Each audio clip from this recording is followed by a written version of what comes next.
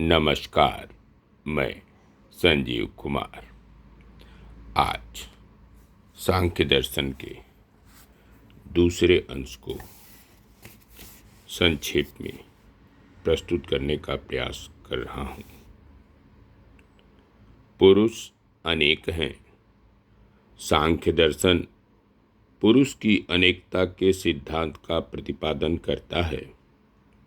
सांख्य दर्शन पुरुष को अनेक मानता है। वह अद्वैत वेदांत की इस मान्यता को अस्वीकार करते हैं कि एक ही आत्मा सभी जीवों में व्याप्त है। सांख्य दर्शन का यह विचार जैन, मीमांसा एवं रामानुज के विशिष्टाद्वैत से मेल खाता है। सांख्य कारिका में पुरुष की अनेकता प्रतिपादित करने के लिए अधोलिखित कारिका प्राप्त होती है। जन्म मरण करणानाम प्रतिनियमादयुगपत् प्रवृत्तेश्च पुरुष बहुत्वं सिद्धम त्रैगुण्य विपर्याचैव। जन्म मरण करणानाम प्रतिनियमात सांख्य दर्शन के अनुसार संसार में प्रत्येक पुरुष का जन्म, मरण और करण अर्थात इंद्रियां प्रतिनियत है। विभिन्न पुरुषों के जन्म और मृत्यु में भेद दिखाई देता है। एक पुरुष के जन्म से सभी पुरुषों का जन्म नहीं हो जाता है। एक पुरुष की मृत्यु से सभी पुरुषों की मृत्यु नहीं होती। इसी प्रकार एक पुरुष के अंधा या बहरा होने से सभी पुरुषों के अंधा या बहरा होने का प्रसंग नहीं उपस्थित होता। यदि पुरुष एक होता तो एक पुरुष के जन्म से सभी पुरुषों का जन्म और एक पुरुष के मृत्यु से सभी पुरुषों की मृत्यु हो जाती। इसी प्रकार एक पुरुष की इंद्रियों में सभी पुरुषों की इंद्रियों का समावेश हो जाता। लेकिन संसार में ऐसा नहीं दिखाई देता है। अतः यह सिद्ध है कि पुरुष एक नहीं है, वह अनेक है। अयुगपत् प्रवृत्ति सांख्य दर्शन के अनुसार संसार में युगपत् प्रवृत्ति नहीं दिखाई देती है। विश्व के प्रत्येक व्यक्ति के क्रियाकलापों में विभिन्नता दिखाई देती है। हम देखते हैं कि जब एक व्यक्ति सोता है तब दूसरा व्यक्ति कार्य करता रहता है। यदि सभी जीवों में एक ही पुरुष होता तो एक व्यक्ति द्वारा कोई कार्य करने पर सभी लोग उसी कर्म में रत दिखाई देते, किंतु ऐसा नहीं होता। इससे यह सिद्ध होता है कि पुरुष एक नहीं, वह अनेक है। त्रैगुण्य विपर्यात संसार के सभी जीवों में विभिन्न स्तर दिखाई देते हैं और उनमें गुणों की दृष्टि से भेद प्रतीत होता है। देवताओं का स्तर सभी जीवों में सर्वोच्च है। इसके बाद मानव जाति का स्तर है। अंत में पशु पक्षियों तथा अन्य जीवों का स्तर है। पुनः यद्यपि सभी जीवों में सत्व, रजस और तमस तीनों गुण पाए जाते हैं, तथापि प्रत्येक जीवों में तीनों गुणों में विभिन्नता पाई जाती है। देवताओं में सत्व गुण की अधिकता होती है, मनुष्यों में रजोगुण की तथा अन्य जीवों में तमोगुण की बहुलता पाई जाती है। किंवा मानव योनि के विभिन्न जीवों में भी तीनों गुणों का भेद दृष्टिगोचर होता है। किसी में सत्वगुण की प्रधानता है तो अन्य मनुष्यों में रजस अथवा तमस की। यदि सभी जीवों में एक ही पुरुष व्याप्त होता तो उनकी एक ही कोटि होती और उनमें गुणों की दृष्टि से कोई भेद प्राप्त नहीं होता। इससे यह सिद्ध है कि पुरुष एक नहीं, वह अनेक है। समीक्षा। सांख्य दर्शन का पुरुष सिद्धांत दोषपूर्ण है। सांख्य दर्शन की पुरुष विषयक मान्यता कर्मवाद के सिद्धांत के प्रतिकूल जाती है। वह प्रकृति में कर्तृत्व और पुरुष में भोक्तृत्व का आरोप करके कृत प्रणाश और अकृत कर्म भोग को निमंत्रण देकर कर्मवाद की नैतिक मान्यता को ठुकरा देता है। पुरुष की अनेकता को प्रतिपादित करने के लिए सांख्य दर्शन की युक्तियां अत्यंत हास्यास्पद प्रतीत होती हैं।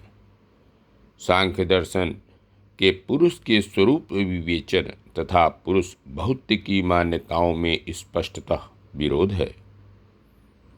वह परमार्थिक आत्मा और सांसारिक जीवों के भेद की उपेक्षा करता है। इसके द्वारा पुरुष की अनेकता को सिद्ध करने के लिए दी गई युक्तियां सांसारिक जीवों की अनेकता को सिद्ध करती हैं, पारमार्थिक आत्मा की अनेकता को नहीं। वह पुरुष के स्वरूपतः शुद्ध चैतन्य, स्वप्रकाश, नित्य, साक्षी, दृष्टा, निर्गुण, निराकार, अशरीरी मानता है।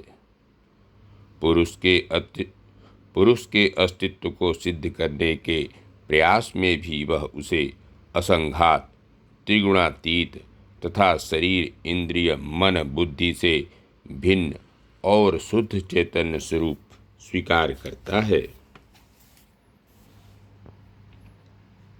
किंतु पुरुषों की अनेकता को सिद्ध करने के लिए सांख्य दर्शन की युक्तियां पुरुषों में भी गुणों का भेद दिखती है। उसे इंद्रिय, मन, शरीर युक्त जन्म मृत्यु के अधीन दिखाती है।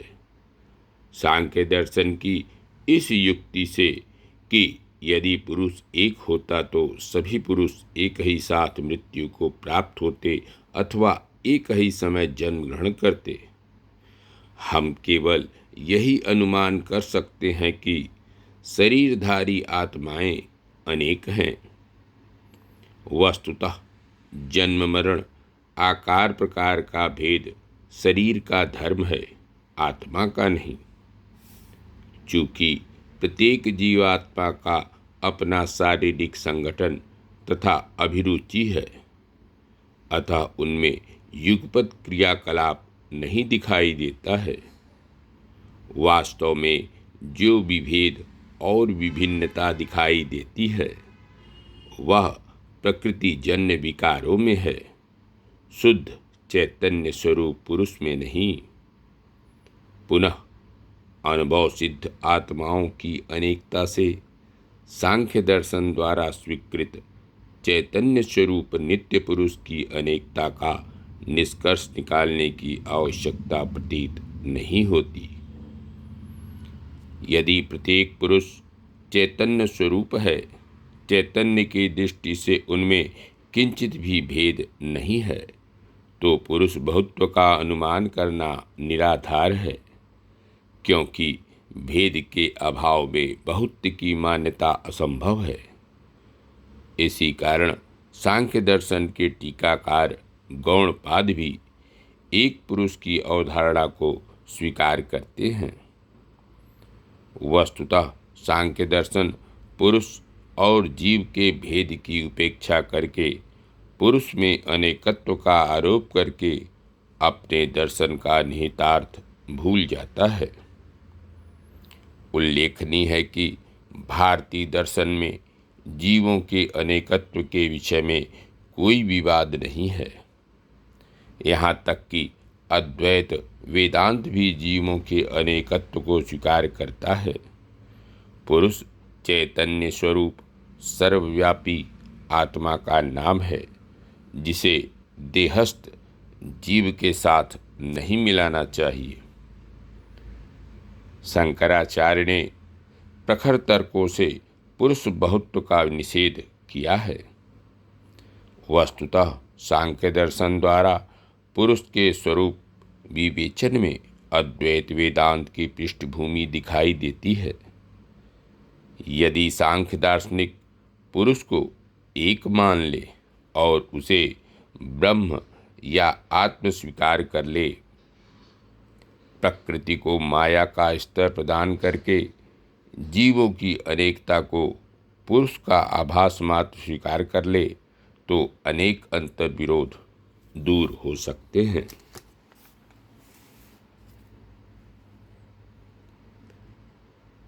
सत्कार्यवाद। सत्कार्यवाद सांख्य दर्शन का कारणता का सिद्धांत है, जो न्याय दर्शन के कारणता सिद्धांत के ठीक विपरीत है। न्याय वैशेषिक दर्शन का कारणवाद असत्कार्यवाद है, जो कारण में कार्य के प्राग भाव को अस्वीकार करता है। उसके अनुसार उत्पत्ति के पूर्व कारण में कार्य का अभाव होता है। सांख्य दर्शन में युक्तियों के आधार पर सत्कार्यवाद का प्रतिपादन किया गया है। ईश्वर कृष्ण का सांख्य कारिका में सत्यकार्यवाद के प्रतिपादनार्थ अधोलिखित कारिका प्राप्त होती है। असदकरणादुपादान ग्रहणात् सर्वसंभवा अभवात् शक्तस्य शक्यकरणात् कारणभावाच्च सत्कार्यम्। असदकरणात् सांख्य के अनुसार असत किसी कार्य का कारण नहीं हो सकता। असत अर्थात नॉन एग्जिस्टेंट में किसी वस्तु को उत्पन्न करने की सामर्थ्य नहीं होती। असत से असत ही उत्पन्न हो सकता है। उससे किसी वस्तु की उत्पत्ति संभव नहीं है। भगवद गीता का भी सिद्धांत है कि असत से सत्य नहीं उत्पन्न होता है और सत्य का कभी अभाव नहीं होता। बालू में तेल असत है, अतः किसी भी प्रयास से बालू से तेल नहीं प्राप्त हो सकता। पुनः हजारों कारीगर भी नीले रंग को पीला नहीं बना सकते। इसका यह तात्पर्य है कि यदि कारण में कार्य का अभाव है, तो कारण से कभी भी कार्य की उत्पत्ति संभव नहीं है। उपादान ग्रहणात् सांख्य दर्शन की मान्यता है कि हम कारण और कार्य के संबंध के विषय में चेतन हैं, जो इस बात का प्रमाण है कि कार्य अपने कारण में उत्पत्ति के पूर्व विद्यमान रहता है।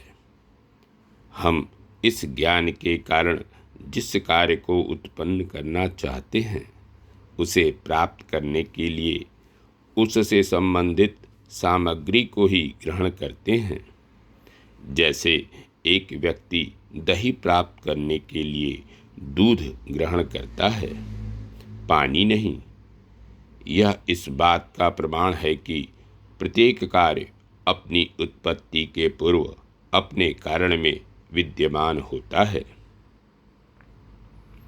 सर्वसंभवा अभवात् सांख्य दार्शनिकों के अनुसार यदि कारण में कार्य अविद्यमान होता तो किसी भी कारण से प्रत्येक कार्य की उत्पत्ति संभव होती। जैसे बालू में तेल का अभाव होता है, यदि अभाव से कार्योत्पत्ति होती तो बालू से तेल निकलना चाहिए, किंतु ऐसा नहीं होता। इससे यह प्रमाणित होता है कि प्रत्येक कार्य केवल उसी कारण से उत्पन्न होता है जिसमें वह उत्पत्ति के पूर्व विद्यमान था, अन्य किसी असंबद्ध कारण से नहीं। शक्तस्य शक्यकरणात् सांख्य दर्शन के अनुसार समर्थ कारण से ही संबंधित कार्य उत्पन्न होता है। दूध से दही बनता है क्योंकि दूध में दही उत्पन्न करने की शक्ति होती है। यदि समर्थ कारण में कार्योत्पत्ति अस्वीकार की जाए तो पानी से दही बनता, बालू से तेल प्राप्त होता, किंतु ऐसा नहीं दिखाई देता।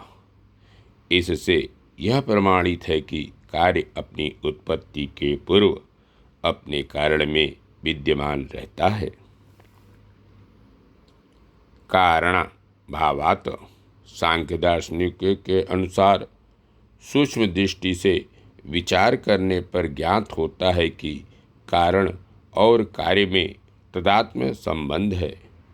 कार्य कारण स्वरूप होता है, कार्य कारण से अभिन्न होता है, भिन्न नहीं। सांख्य दर्शन में उत्पत्ति का विशेष अर्थ करता है। यहाँ उत्पत्ति से तात्पर्य किसी ऐसी नवीन वस्तु की सृष्टि नहीं है जिसका कारण में पूर्ण अभाव हो। उसके अनुसार उत्पत्ति केवल अभिव्यक्ति है। कारणावस्था में जो अव्यक्त होता है वही कार्यावस्था में अभिव्यक्त होता है। अव्यक्त का व्यक्त हो जाना ही कार्य है। इसी प्रकार सांख्य दार्शनिक निमित्त कारण को स्वरूपतः निवारणात्मक मानता है। इसकी आवश्यकता केवल कार्योत्पत्ति के मार्ग की बाधाओं को हटाने के लिए है। वह उपादान कारण में अव्यक्त कार्य को केवल व्यक्त करता है। धन्यवाद। नमस्कार। शेष अगले अंक में। मैं संजीव कुमार।